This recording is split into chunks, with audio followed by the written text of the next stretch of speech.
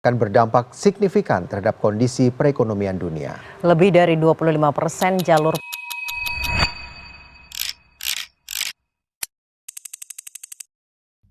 Kalau mendengar kata perang, mungkin yang terbayang adalah konflik yang jauh dari kehidupan kita. Terjadi di negara lain, dibahas di televisi, dan terasa tidak ada hubungannya dengan aktivitas sehari-hari. Tapi sebenarnya, dunia sekarang saling terhubung. Ketika konflik terjadi di suatu negara, dampaknya bisa terasa sampai ke berbagai belahan dunia, termasuk Indonesia. Ketegangan yang melibatkan Iran misalnya, ternyata ikut memengaruhi harga minyak dunia, biaya transportasi, hingga harga kebutuhan pokok. Dan tanpa disadari, dampaknya hadir di sekitar kita, di warung sembako, di jalanan, dan dirasakan langsung oleh masyarakat kecil yang setiap hari bekerja untuk memenuhi kebutuhan hidup. Lalu, bagaimana kondisi ini bisa dirasakan langsung oleh masyarakat?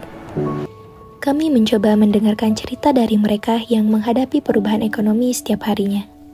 Pedagang sembako menjadi salah satu pihak yang merasakan perubahan harga secara langsung. Ada beberapa yang mengalami kenaikan, ada beberapa yang stabil, ada beberapa juga yang malah turun harga. Semua orang juga udah pada tahu ya, plastik pastinya yang naiknya hampir 100%. Plastik yang harga 200 perak ini dari sebelumnya jadi 500. Jadi mau tidak mau ya harus.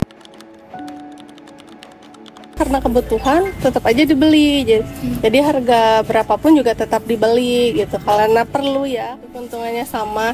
Cuman kalau misalnya zaman dulu kan uang 50.000 teh nilainya ya, karena inflasi nilainya bisa beli apa aja banyak. Kalau sekarang 50.000 cukup buat apa sih gitu.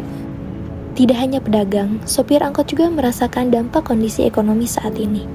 Biaya kebutuhan kendaraan meningkat, sementara jumlah penumpang tidak selalu stabil setiap harinya.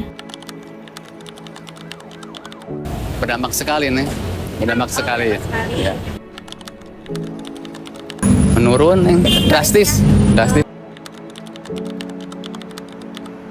Kalau naikkan ongkos kan ya tergantung esang, nggak boleh jadi tetap jadi BBM naik, setoran naik, untuk supirnya juga nggak akan naik.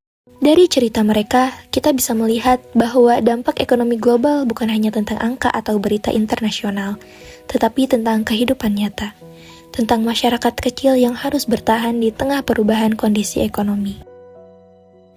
Ekonomi bukan hanya pelajaran di dalam kelas.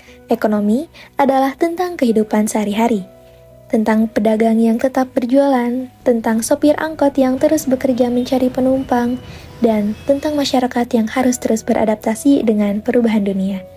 Karena pada akhirnya, peristiwa yang terjadi jauh di luar sana, itu bisa memberikan dampak nyata bagi kehidupan kita di sini.